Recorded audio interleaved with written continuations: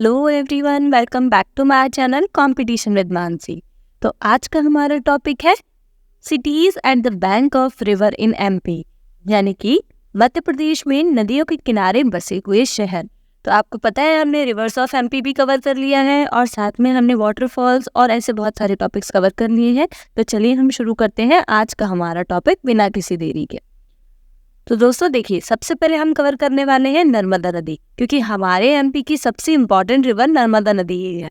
तो सबसे पहले हम देख लेते हैं कि कौन कौन से शहर हैं जो नर्मदा नदी के किनारे हैं। सबसे पहला है अमरकंटक। अनूपपुर से निकलने की वजह से, अनूपपुर जिले में अमरकंटक से ही निकलने के कारण ये अमरकंटक इसके किनारे बसा हुआ है। सेकेंड शहर है डिंडोरी। थर्ड है मंडला। फोर्थ है जबलपुर। फिफ्थ नरसिंहपुर। सिक्स्थ है होशंगाबाद। सेवेंथ है हांडिया जो कि हरदा में है। एट्थ है ओमकारेश्वर जो कि खंडवा में है। नाइन्थ है महेश्वर जो कि खरगोन में है। इसके बाद 10th है मंडलेश्वर, ये भी खरगोन में है। और 11th है बड़वानी। लास्ट 12th है अलीराजपुर। तो दोस्तों ये सारे वो शहर हैं जो नर्मदा नदी के किनारे बसे हुए हैं। अब बात आती है हम इसे याद कैसे करेंगे। तो देखिए, मैंने आपको एमपी का मैप बहुत अच्छे से बताया है, तो अगर आप मैप की हेल्प लेते हैं तो ये आप बहुत इजीली याद कर सकते हैं। देखिए मैं आपको बताती हूँ कि आप कैसे इसको याद कर सकते हैं। जैसे कि आप देख रहे हैं कि ये हमारे पास एमपी का मैप है। अगर मैं इसे यहाँ पर देखती हूँ तो देखिए दोस्तों, आप यहाँ पर क्या कर सकते हैं, आप यहाँ मैप के थ्रू ये अनूपपुर जिले से आप स्टार्ट करिए कि अनूपपुर जिले अमरकंटक से नर्मदा नदी निकलती है। फिर इसके बाद ये डिंडोरी में होती है, तो पहला डिस्ट्रिक्ट जिसको वो छूती है इसका नाम है डिंडोरी। फिर इसके बाद ये छूती है दोस्तों मंडला, और मंडला के बाद जाती है जबलपुर। जबलपुर के बाद नेक्स्ट आता है इसका नरसिंहपुर, और नरसिंहपुर के बाद ये आती है होशंगाबाद में। होशंगाबाद के बाद हरदा से होती हुई ये नदी आती है खंडवा की तरफ, जहाँ मैंने आपको बताया अभी मंडलेश्वर ओमकारेश्वर, और ये खरगोन में जो मंडलेश्वर और महेश्वर। इसके बाद दोस्तों बड़वानी और अलीराजपुर से निकलती हुई ये गुजरात में चली जाती है। तो अगर आप इसको मैप के थ्रू याद करेंगे तो ये बहुत इजीली आपको लर्न हो जाएगा। तो जो 12 डिस्ट्रिक्ट हैं वो कौन कौन से हैं? अनूपपुर यानी कि अमरकंटक, इसके बाद डिंडोरी, मंडला, इसके बाद जबलपुर, नरसिंहपुर, होशंगाबाद, हरदा, खंडवा, खरगोन, बड़वानी और अलीराजपुर। आई होप आपको ये पूरा समझ में आ गया होगा।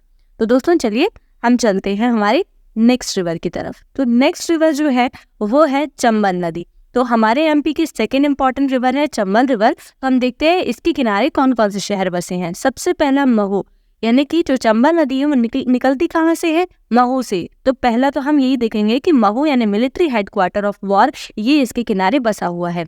दूसरा जो शहर है वो है मुरैना, क्योंकि हमने देखा है कि चंबल नदी जो है वो एमपी की नॉर्दर्न यानी कि उत्तरी सीमा को तय करती है, इसलिए मुरैना भी इसके ही किनारे बसा हुआ है।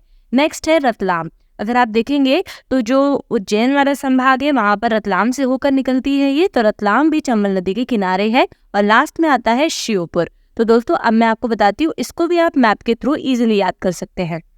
देखिए इंदौर में से ये चंबल नदी निकलती है, फिर ये यहाँ से रतलाम से होती हुई, यानी रतलाम इसके किनारे है, और फिर ये हमारे जो एमपी है उसकी नॉर्दर्न बाउंड्री सेट करती है। तो देखिए यहाँ पर ये श्योपुर भी आ जाएगा और ये मुरैना भी आ जाएगा। तो इस तरीके से आप ये चारों डिस्ट्रिक्ट याद रख सकते हैं। हम चलते हैं अपनी नेक्स्ट रिवर की तरफ, जो कि है माही रिवर। अब माही रिवर जो है उसके किनारे 2 शहर बसे हुए हैं, एक है धार और एक है सरदारपुर, यानी ये दोनों ही जगह जो है वो धार में है। तो माही रिवर जो है वो भी धार से ही निकलती है, इसलिए धार और सरदारपुर ये दोनों ही इसके किनारे बसे हुए हैं। तो इसको आप याद रख सकते हैं। नेक्स्ट रिवर है हमारी वैनगंगा रिवर, और ये जो वैनगंगा रिवर है इसके सामने सिर्फ और सिर्फ इसके किनारे बालाघाट बसा हुआ है, और ये वैनगंगा नदी जो है वो निकलती भी बालाघाट से है। तो दोस्तों अगर आपको रिवर्स के ओरिजिन याद है तो आप इजीली इस चीज को याद कर सकते हैं। हम चलते हैं अपनी नेक्स्ट रिवर की तरफ, जिसका नाम है बेतवा नदी। तो बेतवा नदी के किनारे बसता है पहला सांची, दूसरा विदिशा और तीसरा ओरछा। तो दोस्तों देखिए बुंदेलखंड की गंगा कहा जाता है बेतवा को। तो इसी के साथ आप देख सकते हैं कि बुंदेलखंड में ओरछा है, ओरछा छतरपुर वाले एरिया में आता है। तो देखिए बेतवा जो नदी है उसके किनारे ये सांची और विदिशा, सांची भी विदिशा का ही पार्ट है। तो अगर आपको थोड़ा बहुत जिलों का आइडिया है तो आप इससे अंदाजा लगा सकते हैं कि देखिए यहाँ से ये बेतवा नदी जो है विदिशा और सांची इन दोनों को कवर करती हुई यहाँ पर छतरपुर गमगढ़ वाले जिले में ओरछा को टच करती है। तो हम इस चीज को याद रख सकते हैं कि सांची, विदिशा और ओरछा ये तीनों किस नदी के किनारे हैं? बेतवा नदी के किनारे। चलिए हम चलते हैं अपनी नेक्स्ट रिवर के पास। उसका नाम है शिवना नदी, जिसके किनारे क्या बसा हुआ है? मंदसौर। तो मंदसौर जो है मंद और शिव, शिवना में आता है शिव, तो शिव जी जो रहते हैं वो मंद रहते हैं, यानी कि अपने ही तपस्या में लीन रहते हैं। तो मंद कौन रहता है? शिव, इसलिए शिवना नदी के किनारे हो जाएगा मंदसौर। नेक्स्ट नदी है बिछिया रिवर, जिसके किनारे बसा है रीवा। तो रीवा हम एक लड़की को मान लेते हैं जिसका नाम है रीवा और उसकी बिछिया बहुत सुंदर है। तो बिछिया नदी के किनारे क्या है? रीवा शहर। इसके बाद नेक्स्ट है खान रिवर और उसके किनारे बसा है इंदौर। तो मैं आपको बताती हूँ, शायद आपको पहले से भी पता होगा कि इंदौर से सलमान खान आते हैं। सलमान खान का जो हाउस है वो मेनली इंदौर से है। तो इंदौर में सलमान खान, तो उससे हम खान रिवर याद कर सकते हैं। आई होप आपको ये सब समझ में भी आ रहा होगा और याद भी हो रहा होगा। हम चलते हैं अपने नेक्स्ट रिवर की तरफ, जिसका नाम है पार्वती रिवर। अभी जो पार्वती रिवर है इसमें पार्वती आती है। तो देखिए पार्वती नदी के किनारे जो बसे हैं वो है राजगढ़, इसके अलावा शाजापुर और लास्ट में आएगा आष्टा। तो देखिए पार्वती सब जानते हैं, शिव जी की वाइफ पार्वती। तो ये जो पार्वती है उनको आस्था थी। आस्था किस चीज में थी कि वो भले ही शिव जी के साथ है लेकिन फिर भी उनको वही राजगढ़ जैसा लगता था, यानी कि राजा के गृह जैसा लगता था। और शाजापुर आप डायरेक्टली याद कर सकते हैं। तो पार्वती को आस्था थी और कि उनका जो कैलाश पर्वत है वही राजगढ़ जैसा है। तो राजगढ़ और शाजापुर। नेक्स्ट चलते हैं हम अपनी अधीन रिवर के पास, जिसका नाम है सिंध नदी। और ये जो सिंध रिवर है इसके पास जो बसा हुआ है वो है शिवपुरी। सॉरी यहाँ पर आई लिखना भूल गए हैं, तो शिवपुरी है वो, शिवपुरी और दतिया। तो ये ग्वालियर संभाग को कवर करती है सिंध रिवर, जो कि शिवपुरी और दतिया इन दोनों के किनारे, मतलब ये दोनों जो है वो सिंध नदी के किनारे बसे हुए हैं। हम चलते हैं अपनी नेक्स्ट रिवर के पास, जिसका नाम है शिप्रा नदी।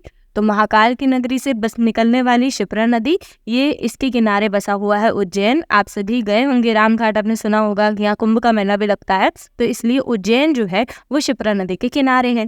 नेक्स्ट रिवर है हमारी ताप्ती रिवर। तो ताप्ती रिवर जो है वो निकलती कहाँ से है? मुल्ताई से। तो मुल्ताई जो है वो ताप्ती नदी के किनारे बसा हुआ है। और बुरहानपुर, तो इन दोनों को कैसे याद रखेंगे? ताप्ती यानी कि थोड़ा गर्म टाइप का ताप्ती लगता है हमें, तो ताई, मुल्ताई में जो ताई है, ताई लोग जो होती है वो गर्म व्यवहार की होती है, स्वभाव की होती है। और वो बुरहानपुर यानी कि वो बुराई करती है, ऐसा हम सोच के याद कर सकते हैं कि ताप्ती जो है वो मुल्ताई और बुरहानपुर, ये दोनों जो शहर है वो ताप्ती नदी के किनारे है।